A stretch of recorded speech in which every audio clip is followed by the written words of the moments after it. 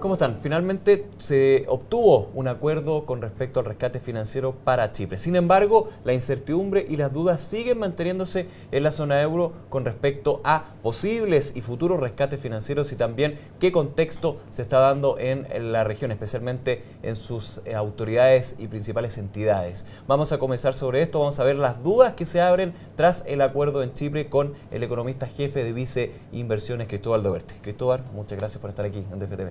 Muchas gracias a usted, Nicolás, por la invitación. Bienvenido. Bueno, fue bastante complicado esto de los acuerdos, dime y diretes entre Chipre, el Eurogrupo, la Troika, Rusia también entre medio. Finalmente se llega a un acuerdo, pero el primer día de ya el acuerdo tenemos señales y declaraciones desde el Eurogrupo que generaron bastante temor en los mercados. Esta posibilidad de que lo que sucedió con Chipre se vuelva un modelo o una plantilla para futuras situaciones. Como un poco, coméntanos qué pasa con esta situación.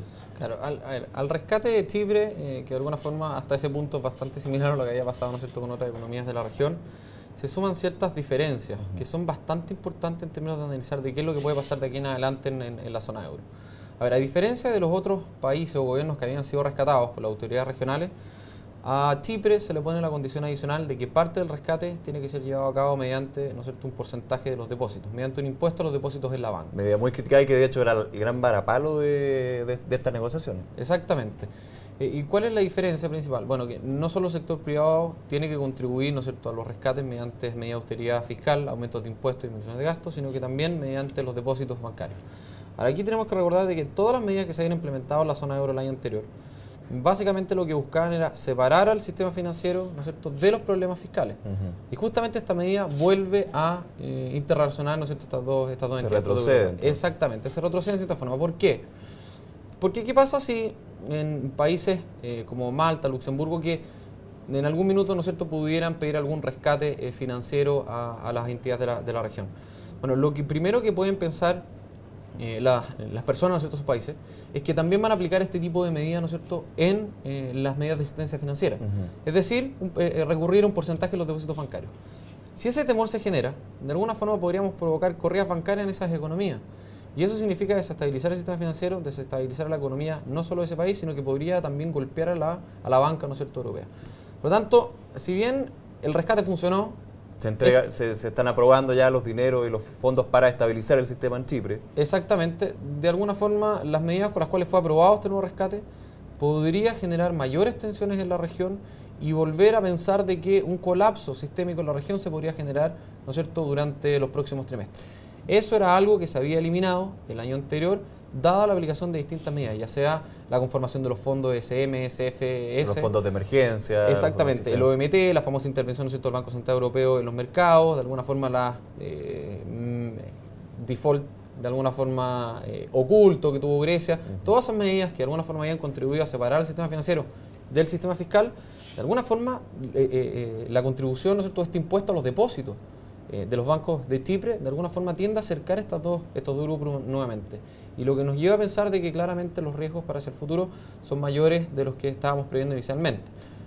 Ahora no estamos previendo ningún colapso en los próximos trimestres, pero sí estas medidas pueden generar ciertas tensiones o preocupaciones en los depositantes de la banca y terminar por presionar el sistema financiero europeo, que parecía, ¿no es cierto?, hace algún par de meses bastante resguardado a los problemas fiscales. Recordemos, Cristóbal, que también el día de ayer queda bastante claro, por lo menos durante la mañana, cuando desde el Eurogrupo se celebra el acuerdo con Chipre y se habla de que este podría ser un modelo para futuros rescates financieros. Ahí como que, digamos, se vuelve hacia atrás con esas declaraciones. Horas después es el mismo Eurogrupo el que se desdice de alguna forma y señala que las medidas se ajustan a cada país. Sin embargo, nos quedamos con las primeras declaraciones y al parecer esto podría ser la constante en futuras situaciones. Claro, si efectivamente este es el modelo de salvataje que se sigue aplicando a los países, ¿no es cierto?, que puedan pedir asistencia a la autoridad de la región, no, claramente va a generar tensiones en la banca. Las medidas anteriores ayudaban y contribuían a proteger la banca de los problemas fiscales. Claramente, ¿no es cierto?, esta nueva medida o esta rescate, incluyendo impuestos a los depósitos bancarios, puede tender a tensionar, ¿no es cierto?, a las bancas regionales.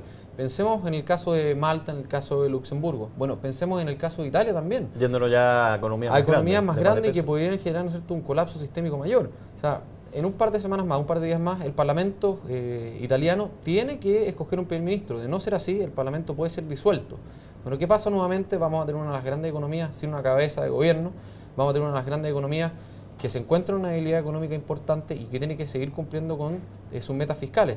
De no ser así, el temor de poder recurrir, ¿no es cierto?, una asistencia a las entidades de la región, bueno, puede también generar preocupaciones en los depositantes de la banca y volver a presionar también el sistema financiero.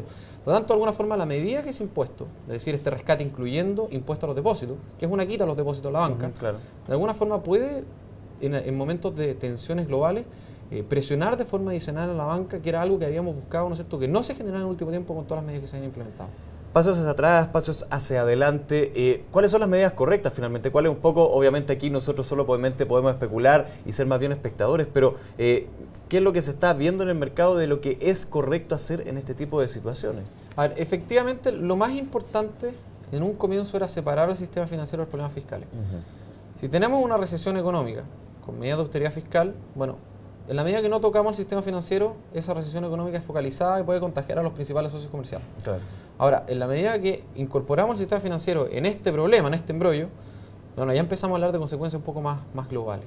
Por lo tanto, era una buena idea haber encapsulado, ¿no es cierto?, el sistema financiero, haber garantizado los depósitos, como se hacía en un comienzo, y no vincularlo al problema fiscal.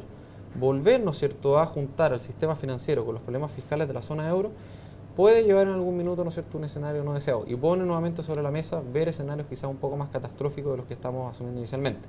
Nuestro escenario inicial sigue siendo que la zona euro se va a recuperar, que de alguna forma, ¿no es cierto?, va en algunos trimestres más adelante recuperar quizás, ¿no es cierto?, el dinamismo económico vía la economía exportadora, que de alguna forma los gobiernos, aunque les pueda costar un poco más de tiempo, llegar a un nivel, ¿no es cierto?, de estabilidad fiscal, pero claramente esta nueva medida de los impuestos a los depósitos puede tensionar aún más los mercados en la medida que se susciten ciertos eventos no deseados, como por ejemplo Italia, o como por ejemplo que España atraviese por una recesión más profunda este año de lo que se estaba estimando. Ya el Banco Español dijo, ¿no es cierto?, el día de ayer, de que probablemente esta economía se podría contraer este año a un nivel de un 1,5%. Desde el 0,5% anterior. Exactamente, y esa cifra es mayor de la que está incorporando el gobierno, por lo tanto también tiene que ajustar sus cuentas fiscales. Pero ¿qué pasa si el mercado cree, o los propios depositantes de la banca, que España tiene que ocurrir a un salvataje financiero, un salvataje fiscal, ¿no es cierto?, en los próximos trimestres? Eso puede tensionar a la banca solo por la expectativa de que yo como depositante, ¿no es cierto?, pueda ver o puede ser, ¿no es cierto?, de alguna forma grabado por algún impuesto a mis depósitos.